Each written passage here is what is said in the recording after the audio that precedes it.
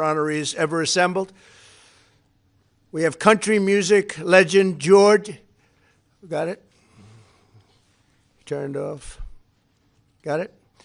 We have country music legend George Strait. George, thank you very much. Let me do this right now, George. I think if you want to leave it on, you can. I think we can get it through. That's okay. Oh, he's got good hair. A little bit. I'm surprised. Sometimes I take it off and there's not a lot. There's not a lot. Thank you. Thank you, sir.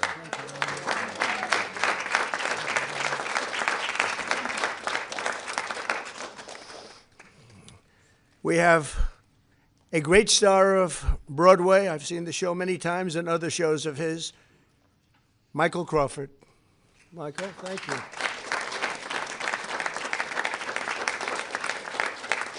Thank you, Michael. Let me do that. Very good. Thank you, Michael. Congratulations. Thank you. Beautiful. We have the disco queen, and she was indeed. And nobody did it like Gloria Gaynor. Gloria, thank you very much.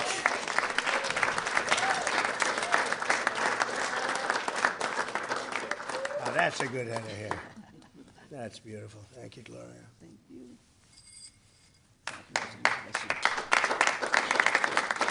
Thank you, darling. A friend of mine, a wonderful person, a really spectacular person, one of the true great movie stars. There aren't many. There used to be a lot. There aren't many now. But he's one of the great legends and had some of the greatest movies ever, including the top grossing movies ever, Sylvester Stallone. Sly. Thank you. Proud of you. This is great, Sly. It's an honor. Oh, thank you. Okay. Thank you, Mr. President. Thank you. Appreciate it. Should I Thank go you. over here? Thank Yeah, sounds good. Thank you, Sly. And the members of the incredible rock band Kiss, Paul Stanley, Gene Simmons, Peter Criss, and Ace Frehley, who now is resting in peace, and his beautiful daughter is here to accept the award. Thank you very much. Thank you for being here. Thank you.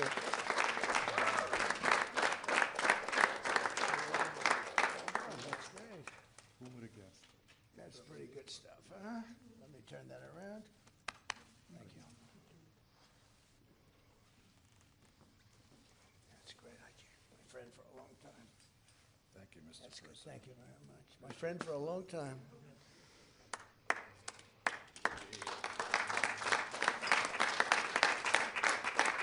Okay, that's good. Thank you, Mr. President. Thank you very much. It's an honor.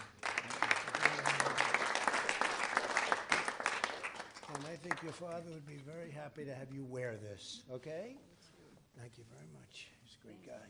Thank you very much.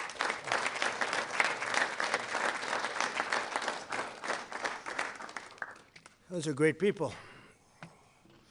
In a few moments, we will be presenting these stars with their Kennedy Center honors medallions, which were redesigned this year with the help of the fantastic team at Tiffany and Company, and I want to congratulate them. They have done a fantastic job. They're wonderful people. I know them very well because they're right next to Trump Tower. I've lived with them for many years, and they really have done a great job. So I want to thank Tiffany. Thank you very much. We're also joined by members of the Kennedy Center Board of Trustees who are doing a really great job. And as you know, the building is being renovated, fully renovated. It's being, I would say, fixed at a level that nobody's ever seen before. We're going to make it something really special. It's been tired. It's been mistreated, a little bit like the White House has been mistreated, to be honest with you. And we're bringing it back to a level that I don't think any place in the country will see. We were given quite a bit of money by Congress to do the job, and we're doing it right. And you'll see the new marble and the renovated marble in all of the different rooms, major auditoriums. The sound is so fantastic. One of the very big prerequisites, and something that doesn't happen often is when you have great sound, you take advantage of it, and the Kennedy Center has great, great sound. If they build it, fellas, you know this. Gloria, you would know it very well. George, you'd know it very well. Oh, Michael would know it so well. But if it's built with bad sound, you never get it fixed, right? It just doesn't work. They've tried very hard at Lincoln Center and other places and hasn't worked out too well. But I just want to thank the executive director, Rick Grinnell. Rick, thank you very much. Thank you, Rick. Ambassador Sergio Gore, ambassador to India. Thank you, Sergio. Great job. And other friends and distinguished guests, Mr. and Mrs. Ike Perlmutter. So many people are here that are great friends. Mrs. Fisher, thank you very much. Very much. We have some unbelievable people on the board, the most prestigious board, I think, now, maybe in Washington. From Newark, New Jersey to Poteet, Texas, from New York City to as far away as London. These are among the greatest artists, actors, and performers of their generation, the greatest that we've seen. We can hardly imagine the country music phenomena without its king of country, or the American disco without its first lady, or Broadway without its Phantom. And that was a phantom, let me tell you. Or rock and roll without its hottest band in the world, and that's what they are. Or Hollywood without one of its greatest visionaries. Each of you has made an indelible mark on American life, and together you have defined entire genres and set new standards for the performing arts. You have set new standards. On behalf of every American who has been inspired by the unbelievable talent of Michael Crawford, who has been influenced by the music of George Strait or Gloria Gaynor or Kiss, or who has been moved by Sylvester Stallone's unmatched heart and talent and grit, because nobody played that role, and nobody will ever play that role like Sly. We want to thank you all. We want to thank you all. Really tremendous. Thank you. Thank you all. So we're going to have a good time tonight. I look forward to celebrating with all of you at the Kennedy Center tomorrow. And it's going to be something that I believe, and I'm going to make a prediction, this will be the highest rated show that they've ever done. And they've gotten some pretty good ratings, but there's nothing like what's going to happen tomorrow night. So I just want to thank you all. I want to congratulate you all. And I want to thank the media. They've treated this with such great respect. We very much appreciate it. Now we're going to go to the State Department with Secretary of State Rubio and have a special event, something which was never done before, but we never had a president hosting the awards before. This is the first. I'm sure they'll give me great reviews, right? You know, they'll say, he was horrible. He was terrible. It was a horrible situation. No, we'll do fine. I've watched some of the people that host. Jimmy Kimmel was horrible. And some of these people, if I can't beat out Jimmy Kimmel in terms of talent, then I don't think I should be president. But I want to just thank you all, because this is a special night, and I think you're going to see that at the end of this evening, and by the end of these 2 days, you're going to say this is one of the most special days in your life. And I think a few of you have already told me it already was. So thank you all very much. Congratulations, and we'll see you in a couple of minutes. Thank you. Thank you. Thank you. Thank you, media. Thank you very much. Please. Thank you very much. Thank you very much.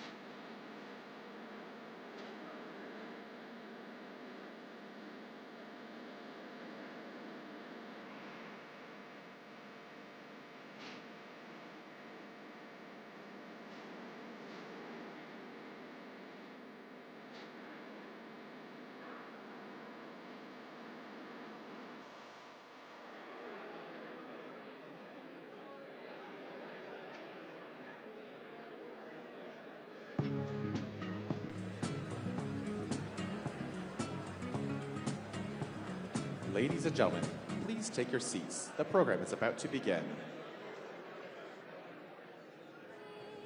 I'm begging of you, please don't take my man. Jolene, Jolene, Jolene, Jolene. Please don't take him just because you can. Your beauty is beyond compare, with flaming locks of auburn hair, with ivory skin and eyes of emerald green. Your smile is like a breath of spring, your voice is soft like summer rain, and I cannot compete with you, Jolene. He talks about you in his sleep, and there's nothing I can do to keep from crying when he calls your name, Jolene. And I can easily understand how you could easily take my man, but you don't know what he means to me, Jolene. Jolene, Jolene, Jolene, Jolene. I'm begging of you, please don't take my man. Jolene, Jolene, Jolene, Jolene. Please don't take him just because you can. You could have a choice of men, but I could never love again. He's the only one for me, Jolene. I had to have this talk with you. My happiness depends on you, and whatever you decide to do, Jolene. Jolene, Jolene, Jolene, Jolene. I'm begging of you, please don't take my man. Jolene, Jolene, Jolene, Jolene. Please don't take him even though you can. Jolene, Jolene.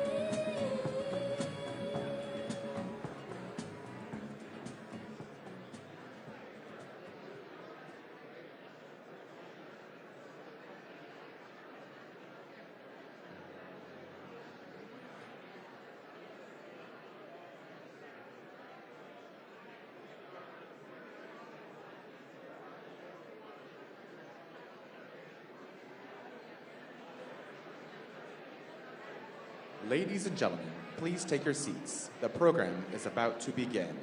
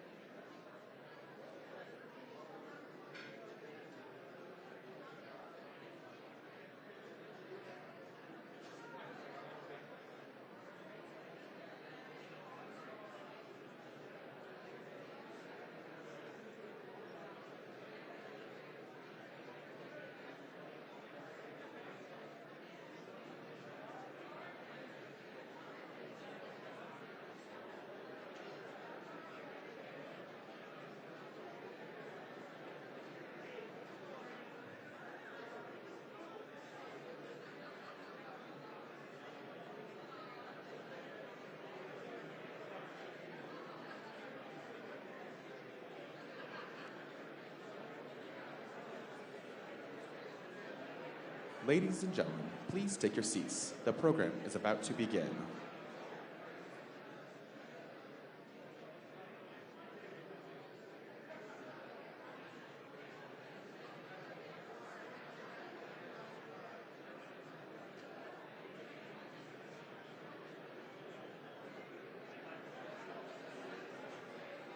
Ladies and gentlemen, please welcome the President of the United States, Donald J. Trump. And I'm proud to be an American, where at least I know I'm free.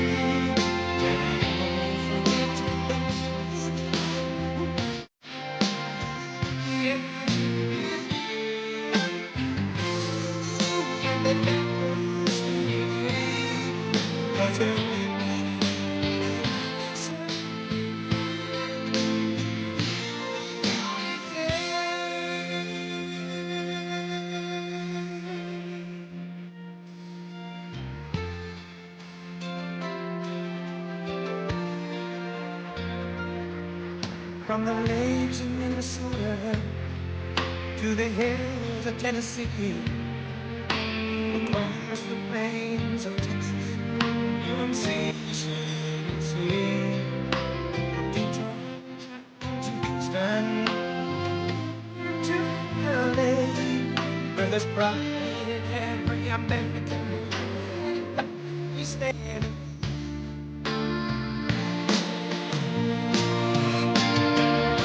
To be an American, where at least I know I'm free. Who gave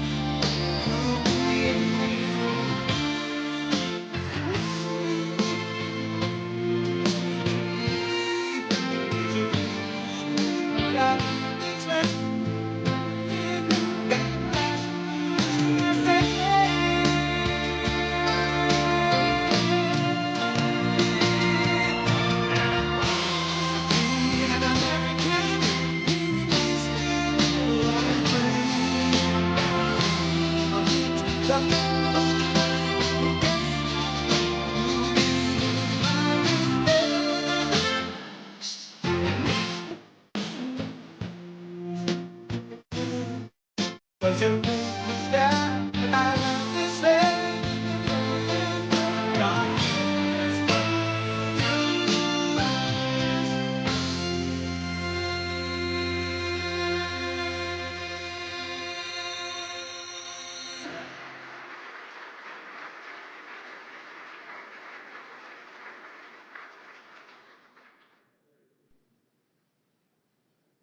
God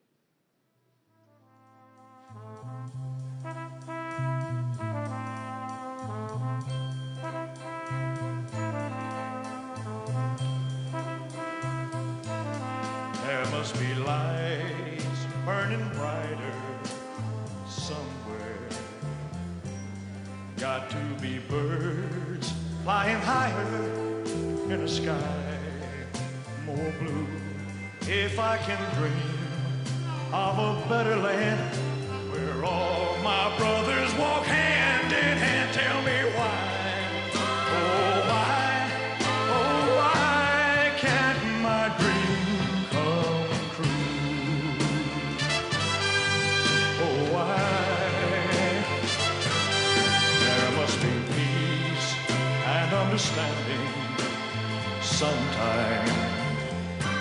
Strong winds of promise that will blow away the doubt and fear. If I can dream of a warmer sun where hope keeps shining on everyone, tell me why. Oh, why? Oh, why won't that sun appear?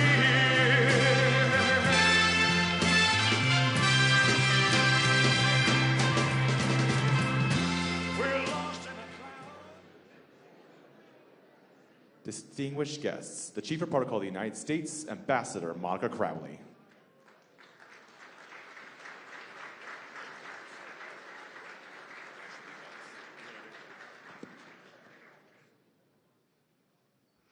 Well, good evening, Mr. President. It's such an honor to be here with you tonight. Ladies and gentlemen, members of the Cabinet, distinguished guests, I am Ambassador Monica Crowley, Chief of Protocol of the United States, and it's my distinct honor to welcome all of you to the State Department to celebrate the extraordinary talent, vision, and artistic achievements of the fantastic 48th Kennedy Center honorees, living legends, all of you. We gather tonight in the magnificent Benjamin Franklin Room, which is one of our most distinctive venues for diplomatic and ceremonial events. And we are so delighted tonight to share it all here with you on this very special occasion. We have a terrific program for you, so just please relax, enjoy the show. And it is now my honor to welcome to the stage our spectacular Secretary of State, Marco Rubio, and our fantastic President of the Kennedy Center, Ambassador Rick Grinnell.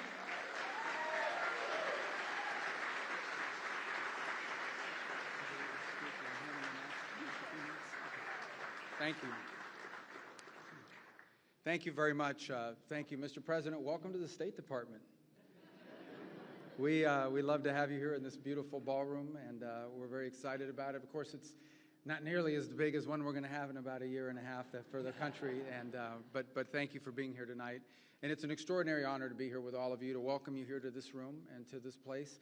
One of the great American exports is our culture and our talent. It inspires the world, and tonight we honor 4 honorees, 5 when you include a group as well, who have been such a internationally given America such prominence. They have represented our country well. It is one of the great things that we have done. It's one of the things that people don't talk about enough. They call it soft power. But what it really means is the influence of our culture and the influence of our talented people and how it inspires people around the world. In many cases, the first thing and people learn about our country is through our culture, through our entertainment, be it our movies or our television or our music or our musicals or our bands or our actors.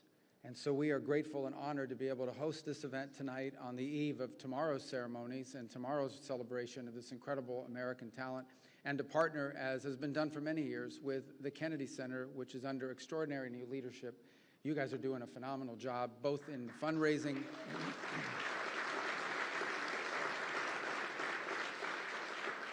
and it's something the President, as Ambassador Grinnell will tell you shortly, has really made a priority. And that is to restore it to a place of greatness, where the beauty of American culture, where things that are exhibited to the world, and obviously here in the city as well. So it's my honor now to turn it over to Ambassador Grinnell, who will tell you more about all the exciting things that are happening at the Kennedy Center. So thank you so much for being here tonight, and thank you for the opportunity to host this, Rick. Thank you. Secretary Rubio, Marco, my friend, thank you so much for this occasion. We're ecstatic to be here. It is true that President Trump not only helped the Kennedy Center, but I have to tell you, he saved the Kennedy Center. From the moment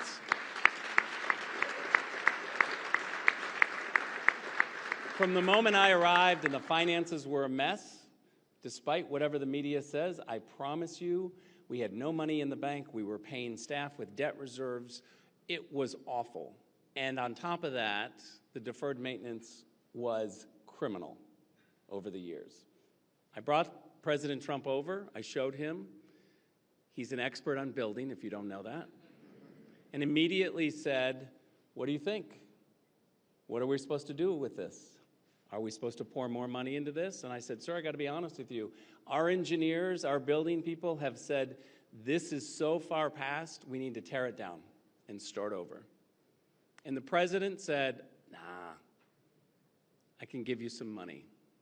And he left the Kennedy Center. By the time he got back to the White House, he had called Lindsey Graham and Russ Vought, and he said, I'm going to give $250 million to save the Kennedy Center, and it's going to be in the big, beautiful bill. And that's exactly what he did. He delivered, and he saved the Kennedy Center.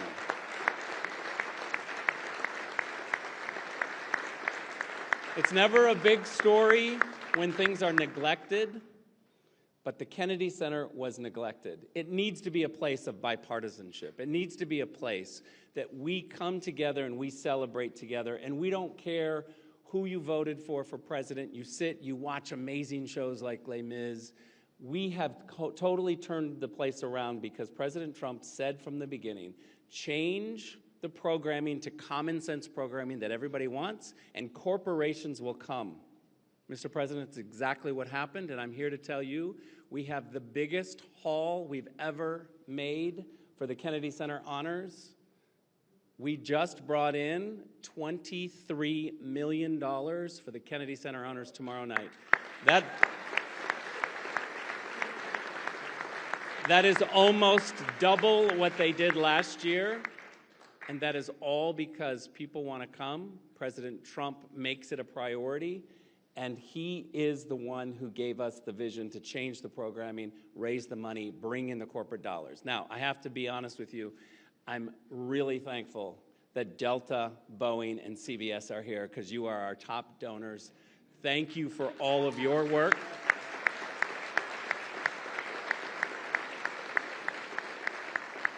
And let me finish by saying also, Tiffany's, thank you very much for redesigning our Kennedy Center Honors. And if you haven't seen them yet, you're about to. They're spectacular. And this is the first year that Tiffany's decided to step in. And we want to thank Tiffany's for the beautiful medals, awards that they have given us. So thank you very much. Enjoy the evening.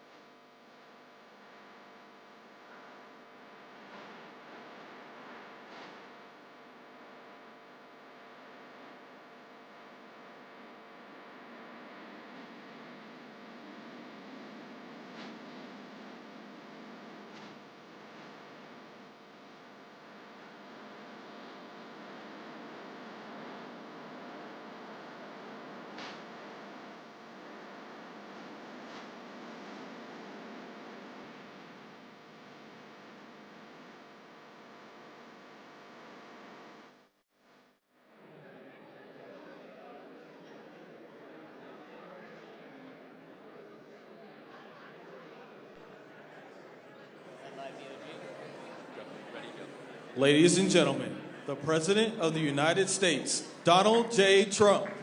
And I'm proud to be an American, where at least I know I'm free. And I won't forget the men who died, who gave that right to me. And I gladly stand up next to you and defend her still today. 'Cause there ain't no doubt I love this land. God bless the USA. Thank you very much, everybody. Thank you. What a great group this is. Your team is doing very well, Bob. Good quarterback, good coach. It always helps. Having a good coach and a good quarterback is a very good thing, historically. I want to thank Secretary Marco Rubio, who's my friend and a very talented man who works very hard, and his wonderful wife, Jeanette, for hosting us this evening as we... Thank you, Jeanette. Great job. As we celebrate the 2025 Kennedy Center's honorees, and they are great honorees. Sylvester Stallone, there he is, look at him.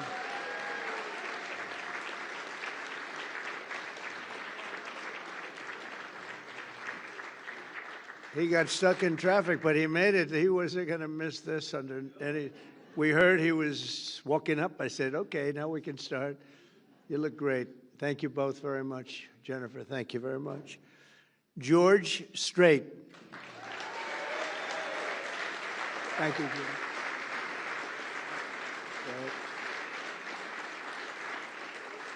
King of country. That's great. Gloria Gaynor. Gloria.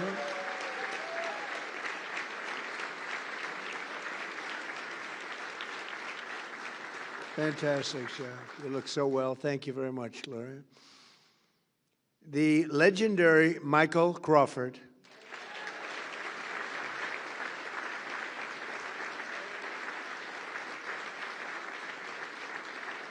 Thank you, Michael. Thank you, Michael. That's some job. Thank you very much, Mrs. Crawford, for being here with your two beautiful daughters. Really an honor to have you.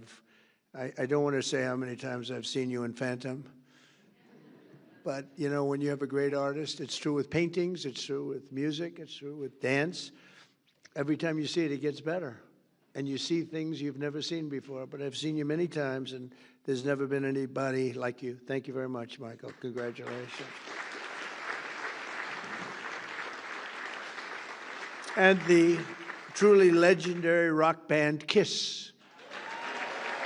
Thank you, fellas. Thank you.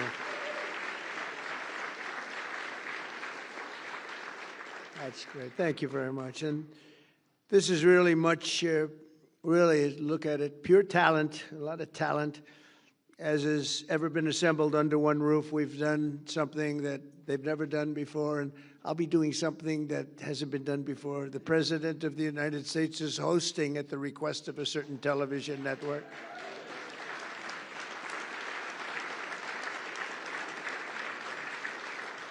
And I'm doing it because I feel it's very important that we all get out and do something. And if that can make a difference, that's tremendous. But we have such wonderful people, and I don't mind doing it.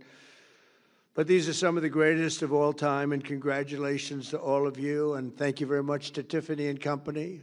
They've really done a beautiful job with the medals.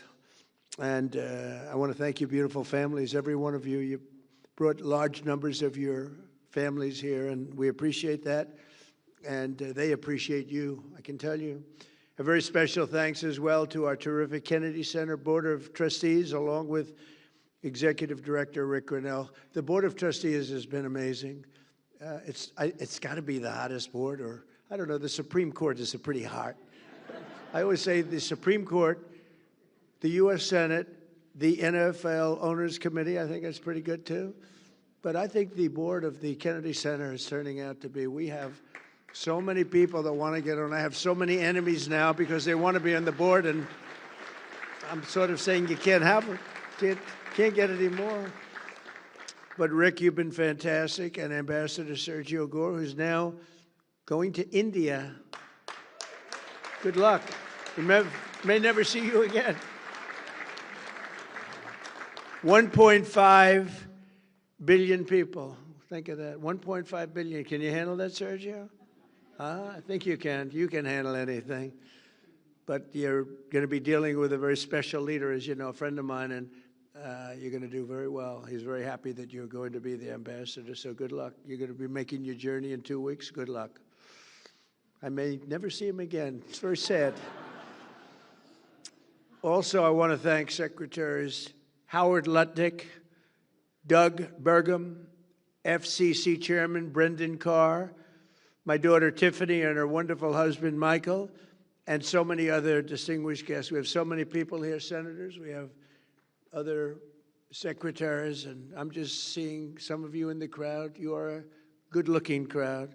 I also want to thank everyone here tonight who's so generously supported our effort to restore and revitalize the Kennedy Center. It was in rough shape to a lesser extent, but the White House was in rough shape. You know, we're bringing the White House back room by room, and they sort of laugh when they say, well, the Lincoln bedroom, we had to fix it up. It wasn't looking too good, but we fixed it up, leaving it the way it was, but fixed up. It's in tippy-top shape. You know, I always used to say, it's got to be tippy-top.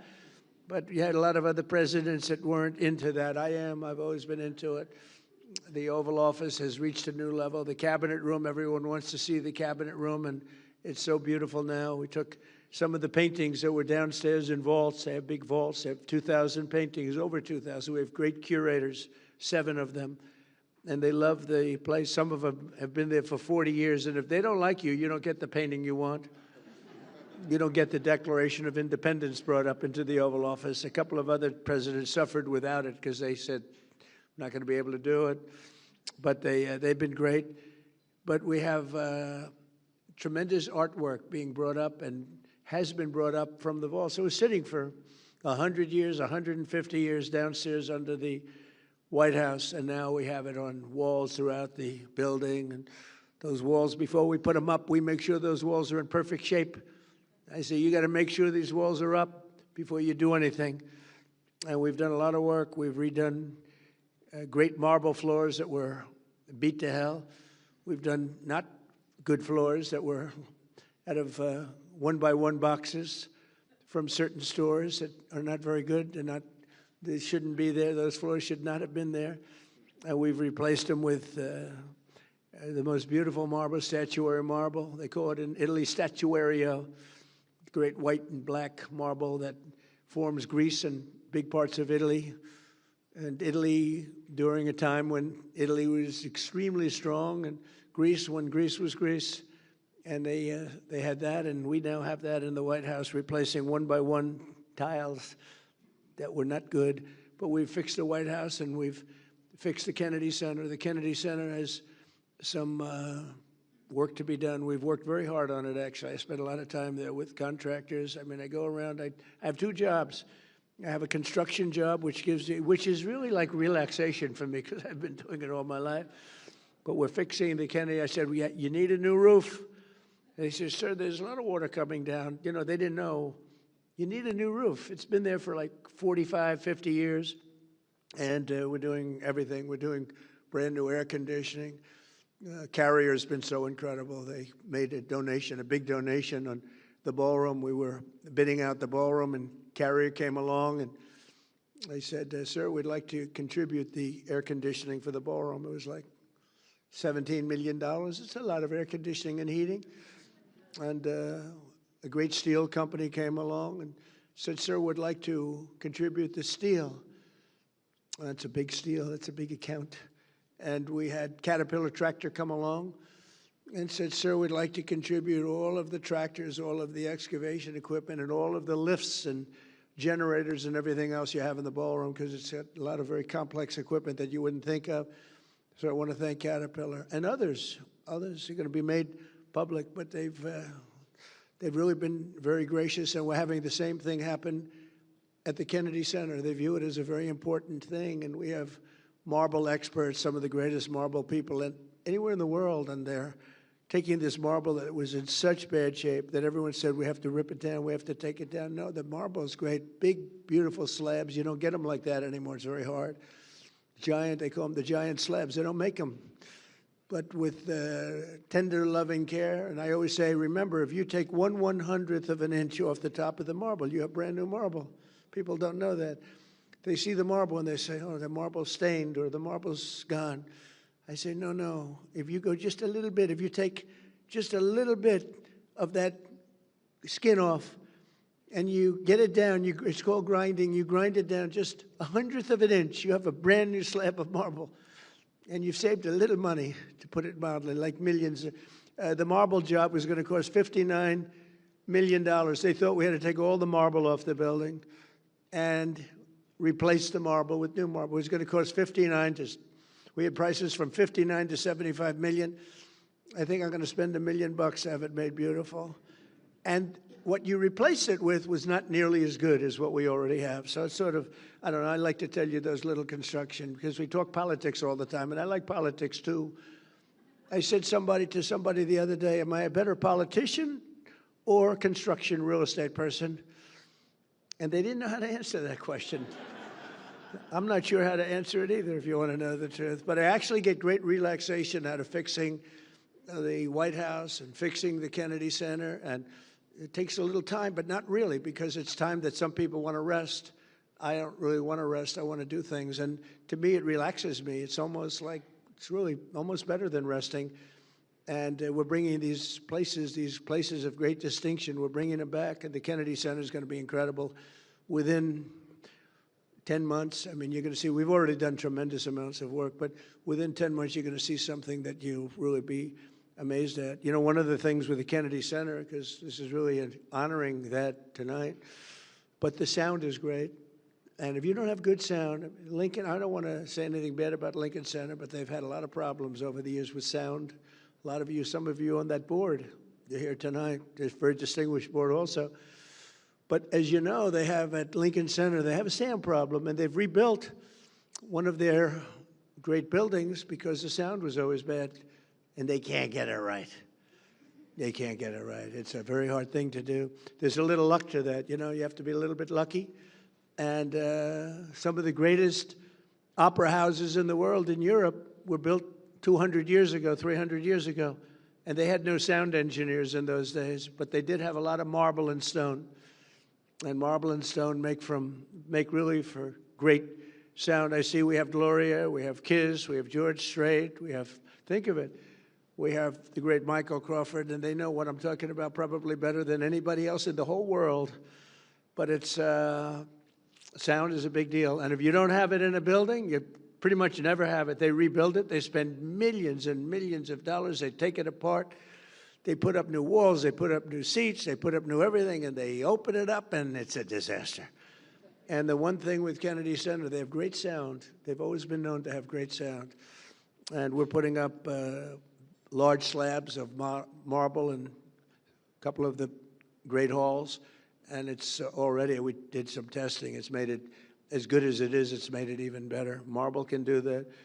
So we've reviewed everything you have to review and reversed the decline of this cherished institution. And the Kennedy Center was really, boy, the money they spent over the years. They spent so much money, and you couldn't see where the money was spent. We're still trying to find out where did they spend all that money, but they didn't know what they were doing, and it's a shame. And we almost lost that building. That building was very close, structurally and every other way. We've totally reversed it, and now it's going to be in great shape for another, literally for 100 years. It's going to be in great shape. It's going to be in better shape than ever before. So we've done a real job. We've secured historic funding for the Kennedy Center, and we got that in the great, big, beautiful bill. That's a bill that everybody said was impossible to get passed. They said, you can't do it. It's too big. It was supposed to be 17 bills. I said, let's put it in one, because the Democrats are absolutely crazy. And I have some Democrat friends here, but they're crazy. And they might have approved a couple of them, but most of them they wouldn't. I said, if we put it all in one, there's something for everybody. And we got it approved with a pretty small majority. We have the majority, but pretty small majority. We got it approved. And we got some support. We got a little support from some of the rational Democrats. But one of the things we were able to do is help very much the Kennedy Center. We got so many other things, though. Largest tax cuts in history. No tax on, think of this, tips. No, for the workers, no tax on tips, no tax on Social Security for our great seniors, no tax on overtime. Nobody thought that was possible. You're allowed if you buy a car. These people don't know about buying cars, because you buy cars probably, you're not going out to borrow a lot of money, the group in this room. But you know what? Middle-income people, they never had this before. If you go out and borrow money, which almost everyone does to buy a car, you're now allowed to deduct the interest for income tax purposes. Never happened before. It's a great thing. We have so many things in the great, big, beautiful bill. But one of the things we have is we're going to rebuild our city, Washington, D.C. We now have one of the safest cities in the country. It was a horror show when I came here. A year and a half ago, this city was so dangerous. A year ago, it was so dangerous. We've been there 10 months, and now we're setting records for safety. We've had virtually no crime. We had terrorism 2 weeks ago, week and a half ago, horrible terrorism. But it sounds like we were doing so well that the terrorists felt they didn't want to see us do very well. But we have right now the safest capital. We have as safe a capital as anywhere in the world, and we had one of the most unsafe capitals in the world. Thank you. And I walk through the White House, and I'll see especially young women say, sir, thank you very much. And I know immediately what they're saying. They're not thanking me for the 8 wars that we've stopped. They're not thanking me for even the tax cuts or any of the other things we've done. They're thanking me because they can actually walk to the White House. They feel safe now in the city, and they are. And I want to thank our National Guard. They've been unbelievable. The National Guard has been great. and Christie and Tom Homan and all the people that work so hard on that. And as you probably noticed, we just went into New Orleans, and we went into Memphis, Tennessee. We went in a light way because we have a lot of opposition there with these people. They want to have crime. I mean, it's the craziest thing, Chicago. But we've brought down crime and just giving it a little dose of what we do really well. But we'll, at some point, just go in and do it exactly the way we want. We won't have any crime, and we'll have very little crime in Chicago, almost none. We'll stop it everywhere. We do stop it everywhere. And we had a governor, a very good governor from Louisiana. Jeff Landry just called, and he said, please do me a favor. Would you send the troops into New Orleans? It's really gotten bad. And I said, we'll do it. We just sent them in, and within about 3 days, everyone said it's like a different place. And he's a smart governor. And some of the governors, you'd be surprised at some of the ones that are calling. But we're stopping crime. I said we were going to, during the campaign, we're going to stop crime. Nobody knew we were going to stop it to this extent. Nobody knew we were going to have a border where in 6 months, not one person came into our country illegally. Think of that.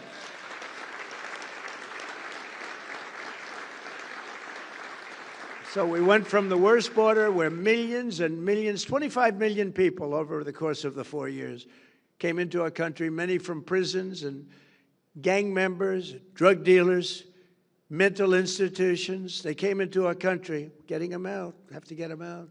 Murderers, we have 11,888 murderers. Many of them are now either out or in jail because they'll murder again. More than 50% of those people murdered more than one person. But we took a very strong stand, and people are really liking it. And by the way, drugs coming into our country by sea, down 94%. Okay, down 94%. And I'm trying to figure out who the other 6% is, because frankly, I think they are they got to be the bravest people. Who are the 6% that are still trying to come in? But down 94%. And we're going to start that same process on land, because we know every route, we know every house, we know where they live, we know everything about them. They killed 300,000 people last year. And that's like a war. That's like a terrible war. Not going to let it happen. So we're doing a job that nobody else could do. But we're building this institution back to what it should be, and the nation's premier venue for the arts. And we're going to see that because D.C. is now a safe place. People want to be here. The restaurants are opening. You know, if you go back a year, nobody wanted to go to restaurants. They lost 40% of their restaurants. They closed. They had no business. And the restaurants that were open were doing no business. And people felt unsafe, even sitting, waiting for a meal. People would come in and do bad things. We don't have that anymore. And now restaurants are open. You can't even get into a restaurant now in Washington, D.C. It's a beautiful thing to watch. And we're showcasing our country. And we're always going to have it, because the capital of the United States of America has to be a safe and beautiful place. And we're fixing it. We're fixing the roads. We're removing the graffiti on the most beautiful marble you've ever seen. We're removing granite. I like granite better on the outside because it's real easy, but the marble is very porous. During the Biden administration, they sprayed a lot of red paint on a lot of white marble, and you still see it, you know. They worked real hard to get it off, but it goes down deep. It's a disgrace what they were allowed to do. It was also a disgrace that they allowed millions of people into our country illegally, and people that were not people that we want to have. They weren't people that could love our country. We want people coming into our country that can love our country. So the generosity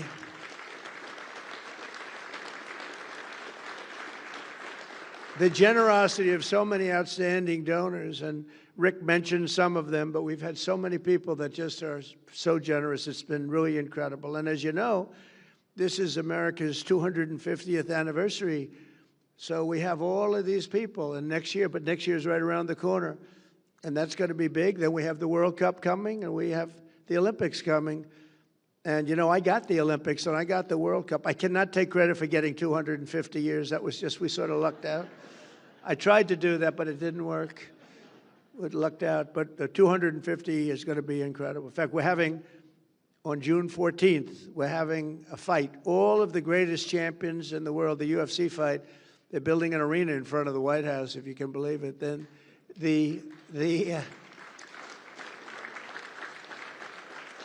like 6,000 seats, and then they're going to build it for the fight.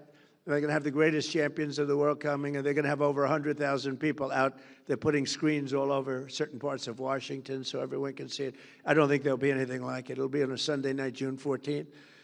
Flag Day happens to be my birthday, but I didn't do it for that reason. Just it actually, sir, we like the June 14th date. I said, it's my birthday. They didn't know it, but they picked it. But it's, I'll take a little heat on that, but it's not that.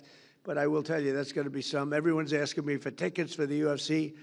But it's going to be great. They're going to have the greatest champions in the world all fighting that night. The great Dana White does a great job, and he wanted to do it. And the White House will be the background of the fight. There'll never be anything like this. There has never been, and there never will be anything like that. But a few hours ago, I had the tremendous privilege of presenting the 2025 Kennedy Center honorees with their medallions, their beautiful medallions from Tiffany, right in the Oval Office. And we thought we'd do it here. We thought we'd do it at different places and maybe pick the one that we like the best. And we said, no, that hits so well. And the Oval Office, right, Michael? The Oval Office, he said it. I've never seen anything like this. There's something about the Oval Office that's special. It's really just special. Even in its poorer state, it was still the Oval Office. And we appreciate it, and we have great respect. So many things happened in the Oval Office.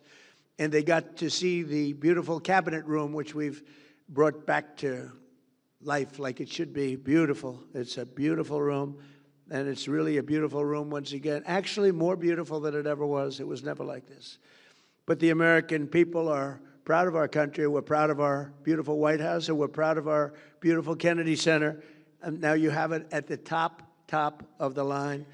The lives they've led, these wonderful people that are here tonight, the legacies that they forged have become integral part of Americans' priceless cultural heritage. All of the people that we honor tonight are such beautiful words. I mean, you're priceless.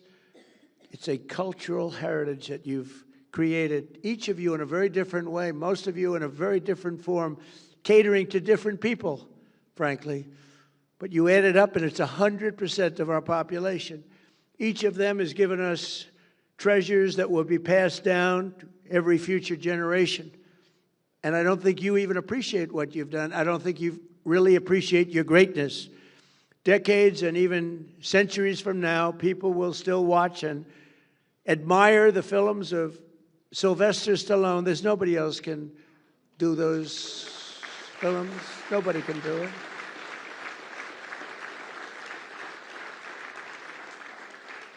You know, he started Rocky. He had no money at all, and he had nothing. He had a car that barely couldn't, he left New York. I think a place called Brooklyn, right? Brooklyn, good place. A lot of good people come out of Brooklyn. But he got that car to just get him there, and he stayed in his car, and he slept, and he wrote this script called Rocky, along with about 20,000 other people. Everybody writes a boxing script, right? But for some reason, they loved it. And Sly didn't have 10 cents, had nothing. And they offered him, like, a lot of money. They offered him, I think, $500,000, some number that he never even thought was even possible. And he said, no, I don't want it. I want to make sure that you're casting the right person to play the role. And they said, well, we have stars. And they brought in stars. But the stars didn't have good bodies. They were flabby. They were not really boxers. And Sly would look at some of these guys, big names. He was intimidated in one way, but in the other way, he said, that guy can't play the role. And we won't say the names of the people, but they're really top actors. And for some reason, here's a guy that had no contacts, no anything, but they loved this. One studio in particular loved this script, and they were going crazy over it. And they brought in the top people, and Sly said, let me see your box. And they just have a guy, and he said, he can't play the role. He had a lot of flab around the upper chest area. It's supposed to be solid like a rock. And then they brought in another one. And finally, they looked at Sly. They said, oh, man, you're in good shape. You think you could play the role? He said, I'll play the role. I'm not going to let somebody else play it. And he was actually willing. He thought they'd have somebody, but he said, that's not a boxer. That's not a fighter. These are good movie stars keep their shirt on, but they're good movie stars. But they're not fighters, right? And he took that role, and the rest is history. The rest is history.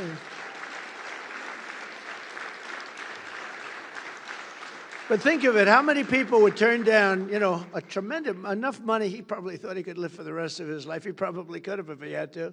But who would turn down that kind of money? And he did it. He didn't want to have anything to do with it. He wanted it to be right. And who would then think of it as, isn't it just about the largest grossing movie? It's like, there's never been anything like it. Rocky, the whole Rocky series, it's been incredible. And then you had a little thing called Rambo. I loved Rambo, Sly, I'll tell you. I loved Rambo. I got to watch Rambo one time. I said, I wonder what this is all about. I went to a movie theater a long time ago when I used to go to movie theaters. I'd like to go again. I loved them. I loved the popcorn. And it was Rambo. I knew nothing about it, but I liked Sly. So I said, let's go see it. After about 4 minutes, I said, this movie is great. Rambo, I think Rambo gave Rocky a little run, too, if you want to know the truth. Loved it. We loved all of them.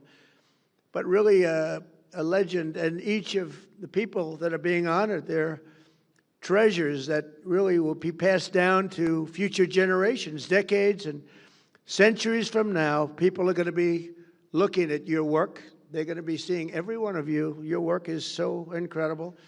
And they'll be thrilling to the performances of Sly and the performances, it's all on tape, of the great Michael Crawford and Phantom.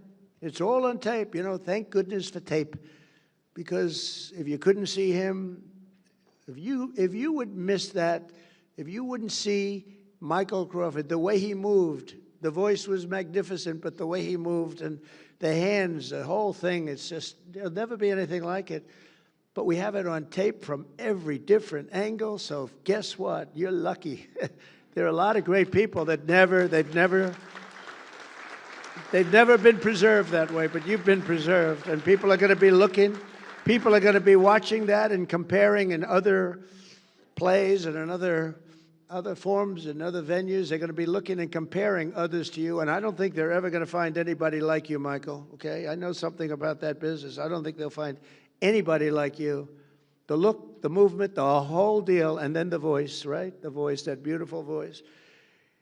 And they'll still know the unforgettable songs of George and Gloria and Paul, Gene, Peter, and the late, great Ace Frehley, who's represented by his daughter, and she was crying like so, she was crying.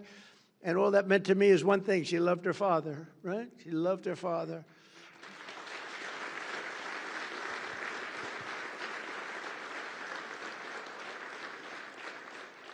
And the guys loved him. You know, that band has stuck together for a long time. I've known a lot of bands, and they don't last too long. They're gone, much to the detriment of themselves, actually. But these guys get along, and I was watching. I love to watch people. And I was watching them, and they really respect each other, and they like each other. I just congratulate you. What a job. What a job you've done. What a great job. Thank you all. I've known Gene for a long time, and I've known the others for shorter periods of time, but they're real talent. And tonight they're really appreciated. The world has seen it, and the world is now watching. They're watching. The whole world is watching this. So thank you very much. On the film sets, Broadway stages, and in sold-out arenas around the globe, these exceptional individuals have spent their lives making the most of their incredible God-given talents. They have talent. They have talent. The great Gary Player, he hits shots. He's 90 years old. He still plays good. He shot a 70 with me the other day. He's 90. We're playing pretty far back, too. He's incredible.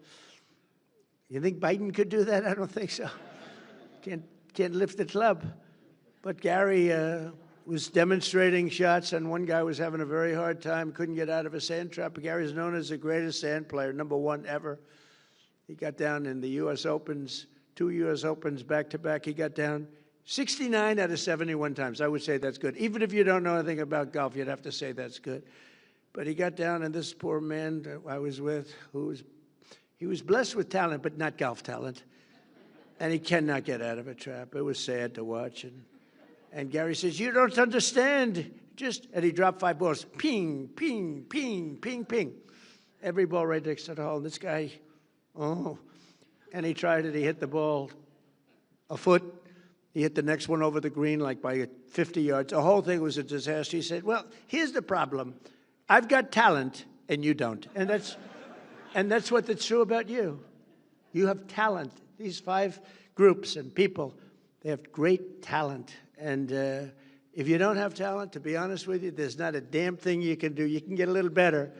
But if you don't have talent, there's not a damn thing you can do about it. All you can do is try and find something else where you do have talent. But I just want to thank that, you shared these gifts, because you're really sharing a great gift with the world, and maybe tonight more so than any time in your career you've shared tonight, because tonight the whole world is focused on you.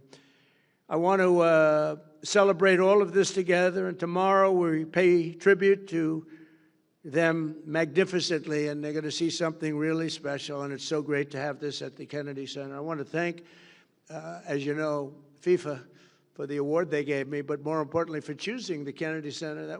We had over 1 billion people watching they were choosing the teams, which team is playing the next team, and you can imagine the thrill. But Johnny, who's the commissioner, he's a fantastic guy.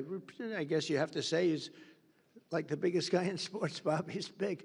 He's saying we have 58 Super Bowls. I don't know if that's true, but let's say we have a few of them. But they have a lot of matches, and it's all taking place here. Don't forget, when I made that deal during my first term, and then I made the deal for the Olympics, and I said, man, it's so bad because they were made 6 years away. So I said, I won't be president. And then I got screwed, and I said, let's do it again, and I did it again. We did great the second time, unbelievable. We won by a lot. But the third time, we won by 10 million votes. But it was a COVID era. A lot of things happened, and a very crooked election, a lot of crooked people. But I said, we got to do it again. That's why we never give up. These people have never given up. They don't give up. Bob Kraft never gave up. Did you ever give up, Bob? I don't think so. Bob Kraft, have you ever given up, Bob? Look at him. He had a lousy team last year. He didn't know what to do. And now he's leading the NFL again. I'm sure your other owners are extremely happy for you, though, Bob, right? They're thrilled. They're just thrilled. But no, people don't give up. The real winners need the talent, but don't ever give up. But as chairman of the Kennedy Center, as president of the United States, and as a true fan of each of these incredible celebrities, but great performers, much more than a celebrity. You're much more than a celebrity. It gives me tremendous pleasure to congratulate them once again and say thank you for your incredible career. Thank you for gracing us with this wisdom and this genius that you have. That's what it is, every one of them. And the First Lady, who you saw yesterday and you're going to see again tomorrow, we're going to be having a good time. She congratulates everybody. She's focused on Christmas decorations at the White House, where she's done a great job. And actually, the press has treated us very good. The first year, the trees were white and beautiful, and the media said, why white? So I said, listen, do something that's more known. So the next year, we did green. And they said, why aren't you doing white? We like the white better. The next year, we did red. We got killed with the red. But so we went through 4 years of that stuff. Nobody does it better. And this year, it's just so good that they actually said the White House looks phenomenal when you add up all of the other things that we've done to it. I tell people, for the first 4 years, I was the hunted. So I didn't have a lot of time to fix up the floors, to redo the Lincoln bathroom. I took a little heat.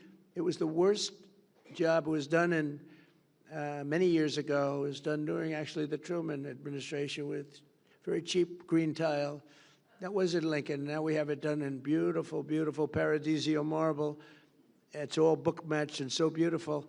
And people said, oh, why is he wasting time? That's not wasting time. That's saving our heritage. Many, many things like that.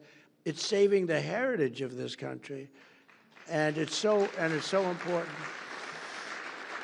But I'm just going to leave you with the fact that this is a very brilliant and very important group of people that are in this room tonight. A lot of people wanted to be here, and the ballroom's very small, Marco. I mean, this is like, you know what this is about?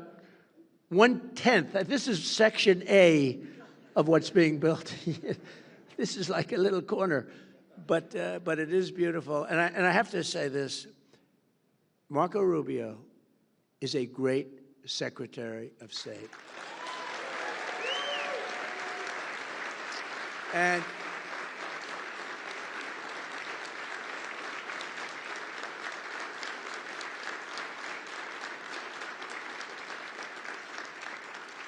I think he's going to go down as, you know, look, we've had some good ones. We've had some bad ones, too, real bad ones. We've had some real dummies and some real brilliant, great ones. I think Marco, if we keep going like this, he's going to go down as the greatest Secretary of State in the history of our country. So, Marco, thank you very much.